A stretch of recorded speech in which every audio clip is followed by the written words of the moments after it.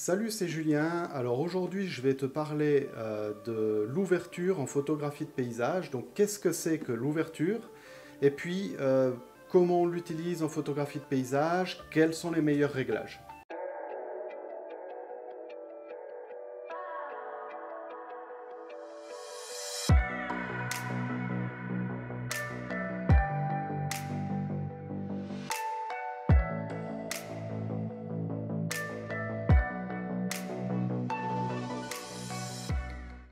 Je suis Julien Bukowski, photographe de paysage et coach pour photographes amateurs.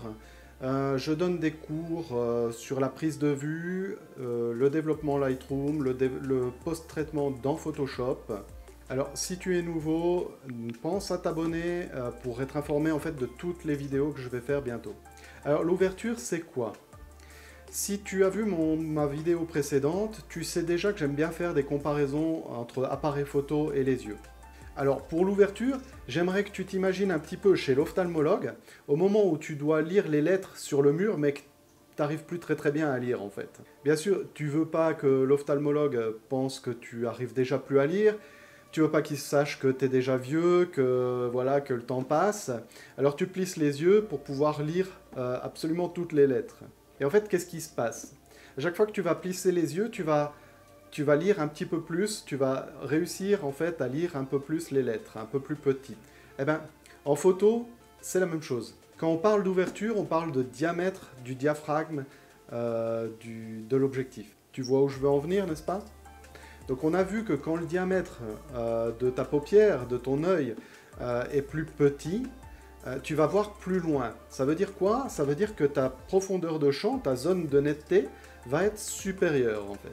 Si tu te replaces dans le contexte de la photo, plus tu vas avoir une ouverture petite, plus ta zone de netteté va être grande, donc ta profondeur de champ va être grande, et plus tu vas avoir une ouverture sur ton objectif qui va être grande, moins ta zone de netteté va être grande, moins ta profondeur de champ va être grande.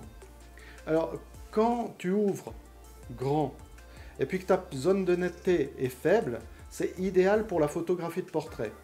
Mais tu t'imagines bien que pour la photographie de paysage, c'est complètement différent. Pour la photographie de paysage, on peut avoir un premier plan assez proche, et puis plusieurs plans jusqu'à ton arrière-plan. Du coup, on va vouloir finalement que la zone de netteté ou la profondeur de champ soit grande. Alors, l'ouverture, elle s'exprime f sur quelque chose. F sur 1,4, F sur 5,6, F sur 8, F sur 22. Et en fait, tu comprends bien que comme c'est une division, eh bien, plus ton chiffre en dessous de la barre va être grand, plus le résultat va être petit.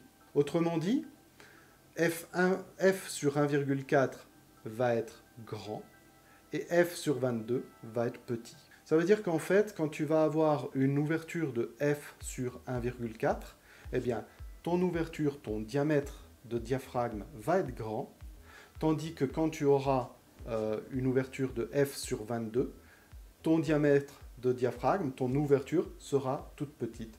Et c'est un petit peu la même chose que si tu plissais ton œil. Alors c'est bien tout ça, mais à quoi ça sert en photographie de paysage? Alors d'une part, l'ouverture influe en fait dans le triangle d'exposition, de même que les ISO et la vitesse. Donc tu vas pouvoir compenser entre ouverture, vitesse et ISO de façon à avoir une exposition correcte. Ça c'est une chose. Mais aussi, l'ouverture va te permettre en fait de jouer sur ta profondeur de champ. Et comme je t'ai dit tout à l'heure, en photographie de paysage, on souhaite une profondeur de champ qui soit suffisante, qui soit assez élevée.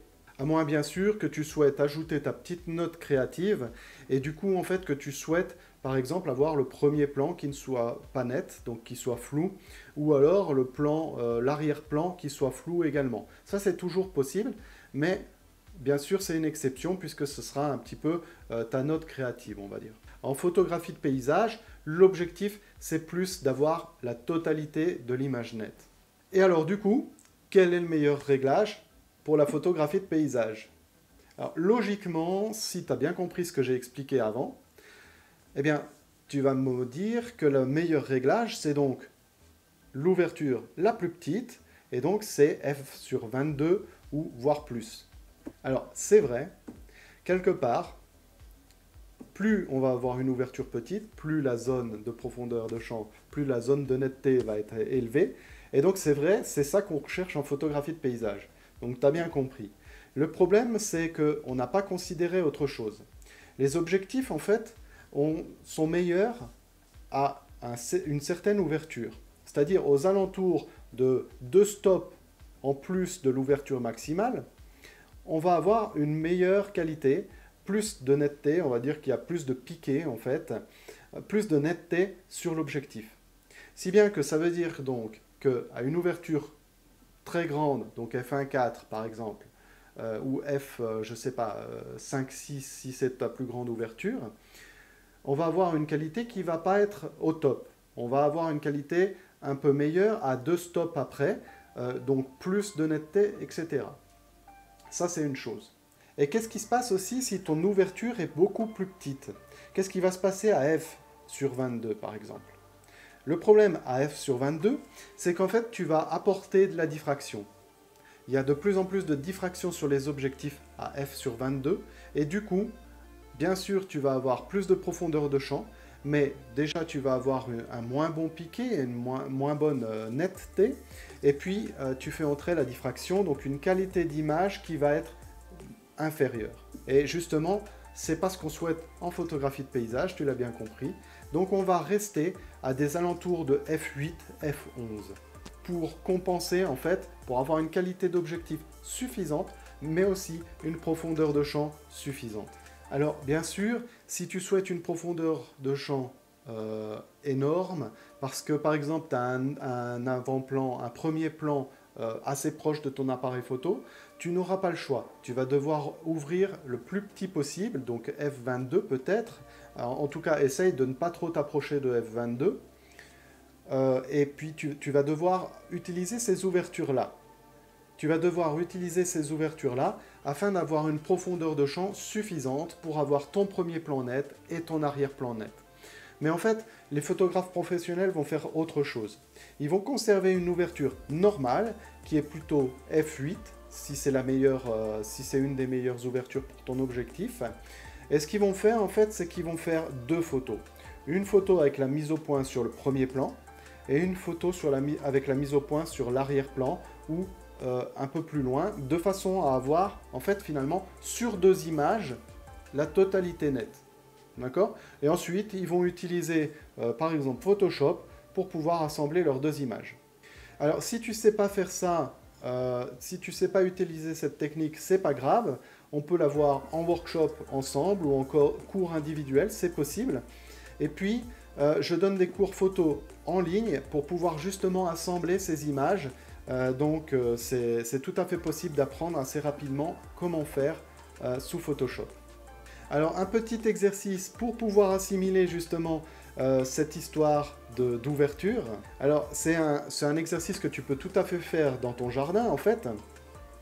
Tu prends, je sais pas, un caillou ou un objet et puis tu vas le mettre en fait, tu vas le poser devant un arrière-plan. Je sais pas, ton arrière-plan ça peut être un arbre, ça peut être une montagne, peu importe.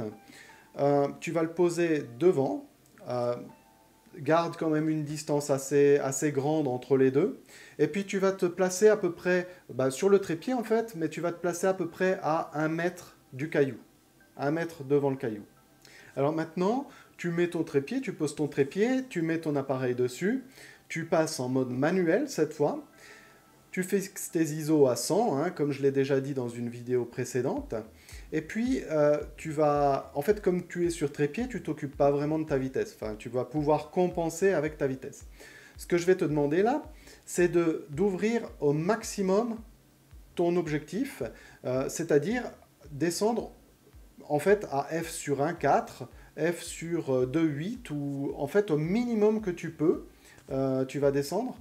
Et ça va donc ouvrir ton objectif au maximum. D'accord? Ensuite, tu compenses avec la vitesse pour que l'exposition soit correcte. D'accord? Tu fais la mise au point sur le caillou et tu prends ta photo. Qu'est-ce qui se passe? Alors, il y a fort à parier, et c'est même sûr, que ton caillou va être net, mais que ton arrière-plan va être complètement flou, si tu le vois encore. D'accord? Donc, ça peut être super, comme je t'ai dit, pour une photo de portrait, puisque finalement, tu vas vouloir que ce soit net à partir du nez jusqu'aux oreilles, et puis derrière, tu vas vouloir un certain bokeh, ou tu vas vouloir en fait un flou. Hein, vraiment, ça va donner une meilleure qualité à tes photographies de portrait. Maintenant, en photo de paysage, ça va être horrible, ça c'est clair. Donc maintenant, tu vas faire la même chose, tu ne bouges pas, et tu vas mettre une ouverture à f8. Et puis, de nouveau, au niveau de la vitesse, tu compenses légèrement pour pouvoir avoir une exposition correcte. Tu prends ta photo, qu'est-ce que ça donne? Alors, de nouveau, ton caillou va toujours être net, et dans certains cas, il est possible que ton arrière-plan, s'il est placé suffisamment près de ton caillou, soit net aussi. Dans d'autres cas, il sera toujours flou. D'accord? Donc ce ne sera pas suffisant. Maintenant, même chose, même emplacement, et tu vas ouvrir ton ouverture jusqu'à F22. Ok? Donc à F22, souviens-toi, c'est un peu comme si on plissait les yeux, la paupière forme un tout petit trou, et on va voir beaucoup plus loin, la profondeur de champ ou zone de netteté va être beaucoup plus grande. Alors dans ces cas-là, tu vas de nouveau compenser ta vitesse de façon à avoir une exposition correcte. Tu prends ta photo et qu'est-ce que ça donne? Alors là, je te le donne en 1000, tu vas avoir ton caillou net et tu vas avoir également ton arrière-plan net. Voilà. C'est exactement ça qui se passe et je pense que du coup, maintenant, tu comprends à quoi sert l'ouverture.